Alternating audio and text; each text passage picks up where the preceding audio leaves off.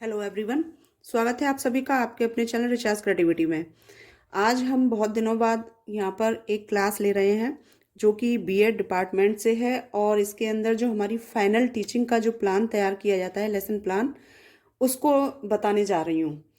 और जो हमारा एसएसटी से है तो उसका जो मेरा टॉपिक है वो मैं अभी आपको बताऊंगी। सबसे पहले मैं आपको ये बताती हूँ कि यहाँ हमें फाइल जो लेनी है वो फाइल हमारे पास जो है, जैसे एक तो ये है और ये थोड़ी सी लॉन्ग साइज़ है इसका, तो सबसे अच्छी रहती है हमारी इस तरह की फ़ाइल। मैंने इसको यहाँ पर जो नाम है कॉलेज का वो छुपा के रखा हुआ है। मैं नहीं चाहती कि किसी भी कॉलेज का नाम यहाँ पर शो करूँ, तो इसलिए मैंने इसको यहाँ छुपा दिया है। तो सबसे पहले अगर कोई भी फ़ाइल आपको मिलती है, आपको या तो इस तरीके से फ़ाइल मिले या फिर इस तरीके से, आपकी जो नॉर्मल प्रैक्टिकल फ़ाइल हमारी आती है इस तरीके से आएगी। तो इसको हमें पूरा कवर चढ़ा देना है और इसमें जो इस तरीके से पेज होते हैं वो उसी के साइज़ के होते हैं। दोनों तरफ हमारी लाइनिंग वाले पेज होने चाहिए। तो आप कोई भी फाइल अपने हिसाब से ले सकते हैं जो भी आपको मार्केट में मिल सके। दूसरी बात, जैसे मैंने यहाँ पर ये लॉन्ग पेज की ली है क्योंकि ये इसमें बहुत अच्छे से आसानी से हमारे प्लान जो है वो तैयार हो जाता है, क्योंकि हमें जो फाइनल टीचिंग में एक ही प्लान बनाना होता है एक सब्जेक्ट से, यानी 2 सब्जेक्ट की टीचिंग करनी होती है तो वहाँ पर 2 प्लान हमें तैयार करने होते हैं, वो अपने सब्जेक्ट के अकॉर्डिंग होते हैं। अब यहाँ पर मैंने ये एसएसटी से प्लान लिया है। एसएसटी में ज्योग्राफी हमने, हमारा जो टॉपिक है उससे लिया है यहाँ पर। और जैसे ये हमारा एक पूरी फाइल हो गई, इसका नाम मैंने छुपा के रखा हुआ है डिपार्टमेंट ऑफ बीएड। अगर आप हाथ से तैयार करते हैं पेज को, जैसे इस फाइल को मैंने बताया था, इसके ऊपर आप पेज चढ़ा सकते हैं। तो उस पेज पर आपको लिखना है अपने कॉलेज का नाम, फिर डिपार्टमेंट ऑफ बीएड, जो भी सेशन है आपका, क्योंकि हमारी जो प्रैक्टिकल होता है, प्रैक्टिकल दोनों साल में होते हैं लेकिन फाइनल टीचिंग जो होती है वो हमारी सेकेंड ईयर में होती है। तो यहाँ पर हमें वो सेशन लिखना होता है। फिर यहाँ पर हमें जिस तरीके से ये पूरा लिखा हुआ है इस तरीके से लिखना है, अपना नाम लिखना है, अपना रोल नंबर लिखना है। यहाँ पर रोल नंबर जो है कॉलेज रोल नंबर नहीं होता है, यहाँ पर यूनिवर्सिटी जो रोल नंबर होता है वो हमें यहाँ पर डालना होता है। अब सब्जेक्ट में आप जिस सब्जेक्ट का प्लान तैयार कर रहे हैं तो उस सब्जेक्ट को यहाँ पर डालना होता है। मैंने ये 2 डाल रखे हैं, लेकिन ये केवल आपको दिखाने के लिए 2 डाल रखे हैं, लेकिन 2 फाइल अलग अलग बनती हैं, इसलिए हमें यहाँ पर, चाहे वो आपका हिंदी हो एक लैंग्वेज में और एक एसएसटी है, तो यहाँ पर आप कोई भी डाल सकते हैं। तो ये मैंने दिखाने के लिए आपको यहाँ पर ये 2 डाल रखे हैं, वरना एक फाइल में एक ही नाम होता है जिस सब्जेक्ट का आप प्लान तैयार कर रहे हो। जैसे मैं यहाँ पर एसएसटी का तैयार कर रही हूँ, तो यहाँ पर ये मैं हिंदी का मैं पहले भी आपको बता चुकी हूँ, तो वो आप मेरी प्लेलिस्ट में जा करके देख सकते हैं।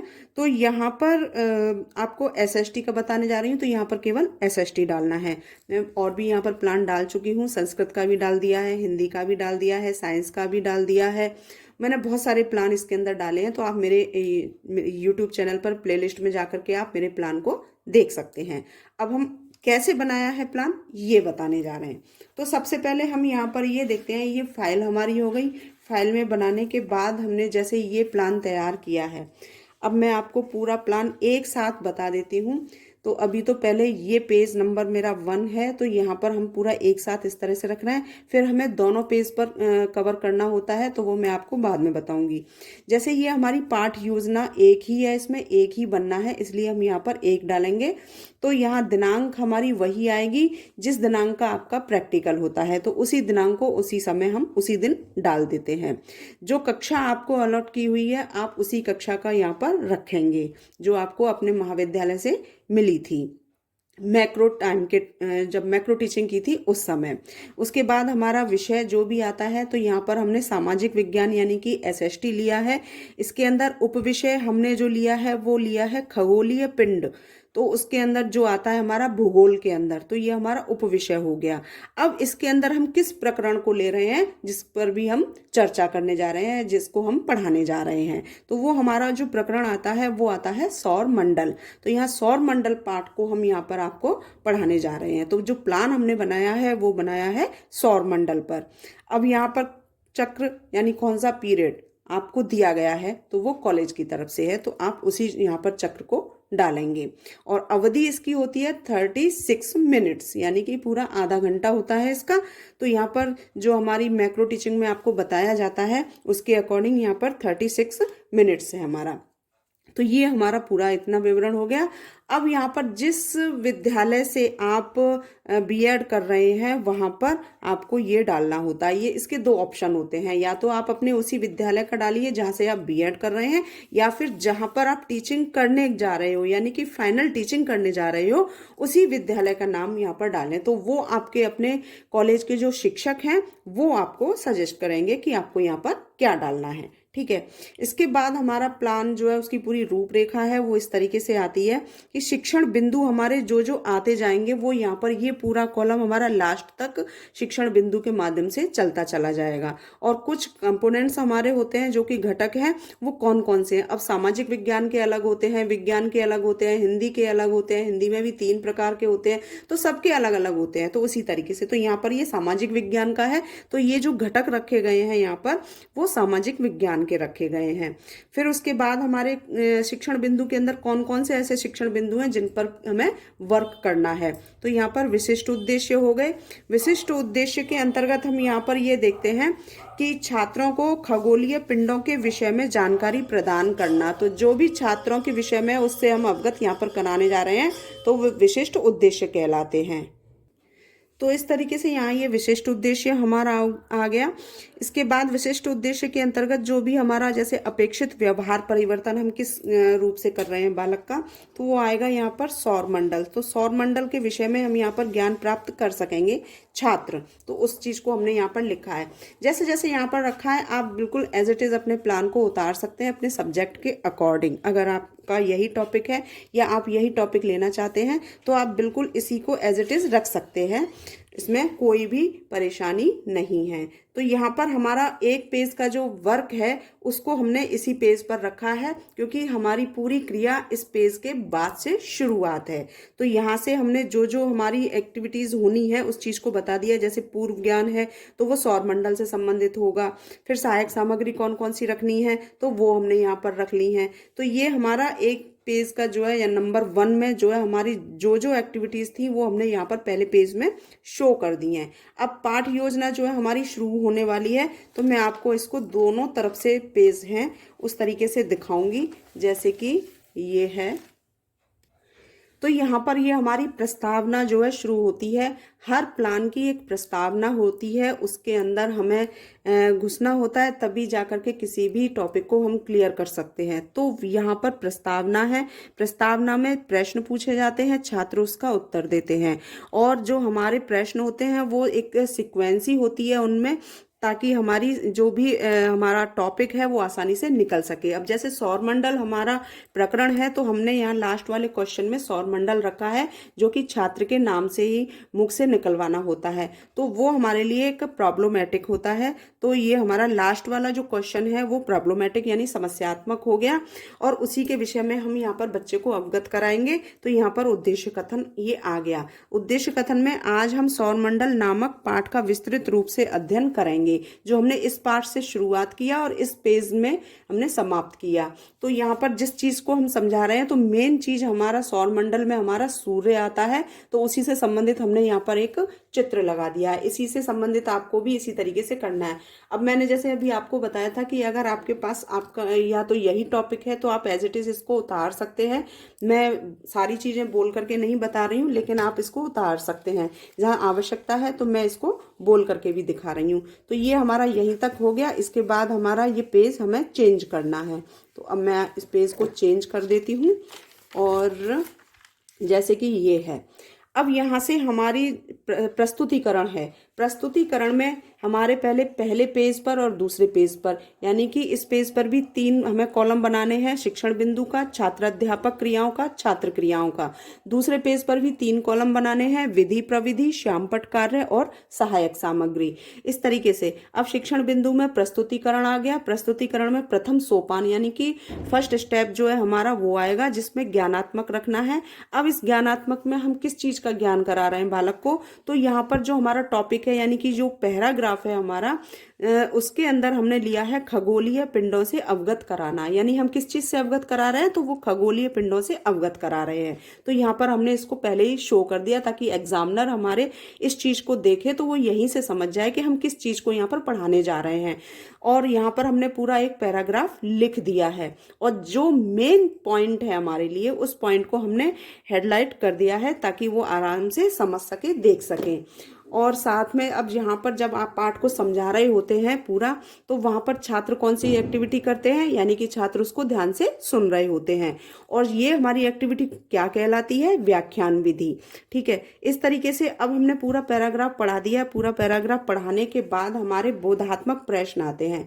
इन बोधात्मक प्रश्नों के अंदर, यानी जो पैराग्राफ लिया है इसी में से ही हमें 5 या 6 प्रश्न जो हैं वो सिलेक्ट करने होते हैं और उनको लिखना होता है। जैसे कि ये रहे हमारे प्रश्न, ये इस तरीके से।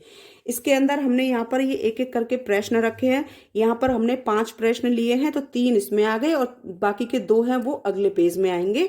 तो ये प्रश्न हो गए और ये इसके उत्तर हो गए। और ये हमारी विधि जो कहलाई, ये कहलाई प्रश्नोत्तर विधि। अब बात आती है श्यामपट्ट कार्य का। तो श्यामपट्ट कार्य के अंतर्गत हम यहाँ ये देखते हैं, ये इस तरीके से जो हमारे मुख्य बिंदु होते हैं उनको हमें यहाँ पर लिखना होता है। ये ब्लैक शीट हमने लगाई है और इसके ऊपर इसी के अंदर पैराग्राफ से कुछ मुख्य बिंदु थे, इनको हमने इसमें से उतार लिया है।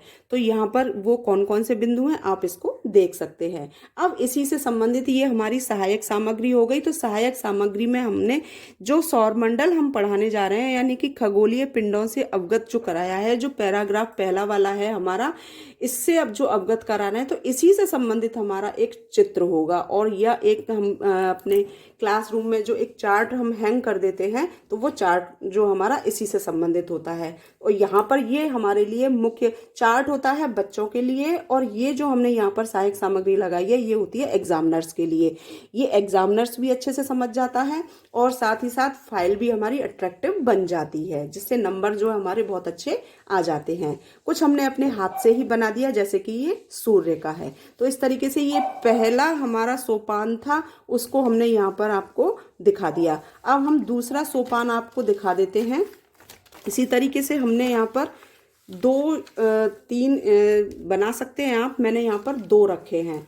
तो ये 2 में सबसे पहले अब हम ये देखते हैं, ये शिक्षण बिंदु वाला कॉलम हमारा फिर से उसी तरीके से आएगा ये, यानी कि फिर 3 कॉलम तैयार किए जाएंगे इसमें और 3 कॉलम तैयार किए जाएंगे इसमें। तो यहाँ पर ये हमने लिया शिक्षण बिंदु वाला, यानी कि 3 प्रश्न हमारे पिछले पेज में थे और 2 हमारे जो शेष रह गए थे हमने इस पेज में रख दिया है। तो ये 2 उसी पैराग्राफ के हैं जो हमने पहले पढ़ा दिया है, उसी के ये आंसर आ गए। जब यहाँ पर प्रश्न और उत्तर चल रहे होते हैं तो यहाँ पर विधि जो आएगी वो आएगी प्रश्नोत्तर विधि। अब यहाँ पर ये जो वर्क आया है ये दूसरे स्टेप का होगा हमारा, और यहाँ पर जो चित्र आएगा वो भी दूसरे स्टेप का होगा। तो यहाँ पर ये पहला हमारा समाप्त हो गया जब प्रश्न समाप्त हो जाते हैं। तो इसी के साथ फिर हम इसके बाद हमारा आता है दूसरा स्टेप तैयार करते हैं। तो दूसरे स्टेप में जैसे कि ये आप देख रहे हैं यहाँ पर, ये हमारा हो गया नंबर 2 और द्वितीय सोपान। इसको द्वितीय अन्विति के नाम से भी जानते हैं, और दूसरा सोपान भी आप लिख सकते हैं या सेकंड स्टेप भी आप लिख सकते हैं। अब यहाँ पर हम किस चीज से अवगत करा रहे हैं, तो यानी कि जो पैराग्राफ में लिखा हुआ है वो कौन सा ऐसा महत्वपूर्ण पॉइंट है जिसको कि हम बालक को समझाने जा रहे हैं, तो उसी चीज को यहाँ पर लिखेंगे। तो यहाँ पर हमने पहले खगोलीय पिंडों के विषय में बताया था। अब यहाँ पर हमारा जो दूसरा स्टेप आता है वो आता है सौर मंडल से अवगत कराना। तो सौर मंडल से जब हम अवगत करा रहे हैं तो उसके विषय में पूरा पैराग्राफ यहाँ पर दिया गया है। वो पूरा पैराग्राफ जहां जहां हमारा एक मेन पॉइंट है वहां पर हमने उसको हेडलाइट कर दिया है। ठीक है, इसके बाद जब यहाँ पर मैं यहाँ एक चीज लिखना भूल गई हूँ, वो आता है कि जैसे ये हमारा पूरा पैराग्राफ हो गया, जब हम बच्चे को समझा रहे होते हैं तो यहाँ हमें लिखना है। यहाँ पर मैं लिख देती हूँ, अभी ये मैंने लिख दिया है। जब हम पाठ को पढ़ा रहे होते हैं, कोई भी गद्यांश होता है, पैराग्राफ होता है, हम उसको समझा रहे होते हैं, तो उस समय सभी छात्र कौन सी क्रियाएं कर रहे होते हैं, सभी ध्यान से सुन रहे होते हैं। तो हमें यहाँ पर ये लिखना होता है कि सभी छात्र ध्यानपूर्वक सुन रहे हैं, क्योंकि यहाँ पर छात्र क्रियाएं वाला ये जो कॉलम आपने लिखा हुआ है ऊपर, ये जो लिखा हुआ है छात्र क्रियाएं, तो यहाँ पर ये तो छात्राध्यापक क्रियाओं वाला कॉलम था, ये छात्र क्रियाओं वाला। तो छात्र क्रियाएं भी तो उसमें हमें डालनी होती हैं। तो छात्र क्रियाओं के अंदर यहाँ पर सभी छात्र जो है वो ध्यान से सुन रहे हैं। तो यहाँ पर ये हमारा इस तरीके से हो गया और ये हमारा पूरा पैराग्राफ हो गया। अब पैराग्राफ हमारा चल रहा है, छात्र भी हमारे सुन रहे हैं, तो यहाँ पर विधि प्रविधि में आएगा व्याख्यान विधि। ठीक है, इसके बाद अब ये हमारा ब्लैक शीट वाला जो वर्क आया यानी श्यामपट्ट कार्य, तो इसके अंदर हमने वही स्टेप वाइज स्टेप यानी कि पॉइंट वाइज पॉइंट हमने लिया है। तो यहाँ पर वही पॉइंट लिए हैं जो पहले वाले में लिए थे, यानी इस पैराग्राफ के जो मेन पॉइंट्स थे उनको हमने यहाँ पर शो किया है, क्योंकि एग्जामिनर्स के लिए ये मायने रखता है। उसके लिए ब्लैक बोर्ड भी देखना बहुत मायने रखता है, चार्ट, अपना सहायक सामग्री क्या यूज की है आपने क्लास के अंदर वो भी बहुत मायने रखता है, लेकिन साथ ही साथ आपने फाइल को किस तरीके से कवर किया है वो भी मायने रखता है। तो यहाँ पर वो यहाँ से आसानी से समझ जाएंगे, क्योंकि आप वो कब क्लास में आ रहे हैं कहा नहीं जा सकता, उससे पहले आपने क्या पढ़ा दिया वो भी नहीं उनको दिखाई दिया, लेकिन वो फाइल को देखते हैं तो वहां से सारी चीजें समझ जाते हैं और वो आपको नंबर दे देते हैं। तो यहाँ पर ये हमने पूरा ब्लैक शीट का जो वर्क था वो लिख दिया पॉइंट वाइज पॉइंट इसी के अंदर से, और इसी से संबंधित इस पैराग्राफ से संबंधित यहाँ पर एक चित्र भी लगा दिया, यानी इस पैराग्राफ की जो डिमांड थी उसको आपने इस चित्र के माध्यम से शो कर दिया। तो यहाँ पर ये हो गया। अब यहाँ पर ये पैराग्राफ तो आ गया, लेकिन इस पैराग्राफ के प्रश्न भी आएंगे। तो वो प्रश्न हमारे आते हैं अगले पेज में, जैसे कि ये। अब यहाँ पर ये हमने देखा, फिर से हमने जब हमारा पेज चेंज हुआ है तो हमारे कॉलम भी चेंज उसी तरीके से रहेंगे, जो पिछला वर्क था उसको हम कंटिन्यूअस रखे हुए हैं। तो यहाँ पर 3 कॉलम फिर से बनेंगे, शिक्षण बिंदु, छात्राध्यापक कथन या छात्राध्यापक क्रियाएं और छात्र क्रियाएं, फिर है विधि प्रविधि, श्यामपट्ट कार्य और सहायक सामग्री। अब यहाँ पर हमारा जो रह गया था इसमें ज्ञानात्मक था ये हमारा पैराग्राफ, तो उस पैराग्राफ में थोड़ा सा शेष रह गया था, उसको हमने इस पेज में उतार दिया। अब यहाँ पर ये उतार दिया तो छात्र फिर से ध्यानपूर्वक सुन रहे हैं, और यहाँ पर कौन सी विधि कहलाएगी, वो व्याख्यान विधि। अब ये पैराग्राफ समाप्त हो जाता है तो यहाँ पर ये हमारे प्रश्न उसी की तरह से तैयार होते हैं। तो ये प्रश्न फिर से हमने बच्चे से पूछ लिए कि कौन कौन से प्रश्न इसमें से बने थे, तो ताकि छात्र की नॉलेज कितनी हुई है इस चीज से भी अवगत हमें होना है। तो यहाँ पर ये हमने जो है इस तरीके से पैराग्राफ उतार लिया, ये यहाँ समाप्त हो जाता है। और उसके बाद बोधात्मक प्रश्न आता है। हमने यहाँ पर 6 प्रश्न निकले हैं, प्रश्न तो और भी ज्यादा निकल सकते हैं लेकिन हमें इससे ज्यादा नहीं रखने होते हैं, तो यहाँ पर हमने 6 बना दिए हैं। तो 6 प्रश्न हमने ये रख दिए हैं, 6 प्रश्नों के उत्तर बच्चों से निकलवा लिए हैं, और ये विधि हमारी जो आएगी, प्रश्न और उत्तर चल रहे हैं तो यहाँ पर प्रश्न उत्तर विधि कहलाती है। और फिर से हमारा वही टॉपिक आएगा जो यहाँ पर शेष रह गया था हमारा ये टॉपिक, इसी में से ही हमने यहाँ पर जो ब्लैक शीट यानी श्यामपट्ट कार्य का जो कॉलम है उसमें हमने यहाँ पर 2 पॉइंट निकाल दिए हैं, और उसी से ही संबंधित हमने यहाँ पर ये 2 चित्र भी अपने हाथ से बना करके चिपका दिए हैं।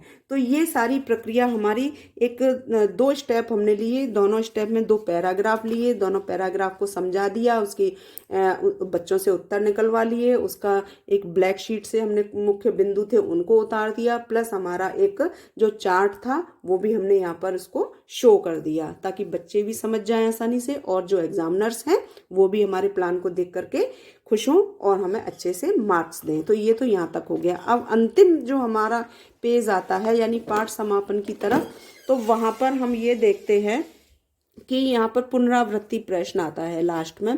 पुनरावृत्ति प्रश्न वही प्रश्न होते हैं जो हम पहले बच्चों से पूछ चुके थे, एक्स्ट्रा कोई प्रश्न नहीं आएगा, क्योंकि पाठ समापन की तरफ जब हम जाते हैं तो वहां पर उन्हीं प्रश्नों को दोहराया जाता है जो हम पहले से बच्चों को पूछ चुके थे।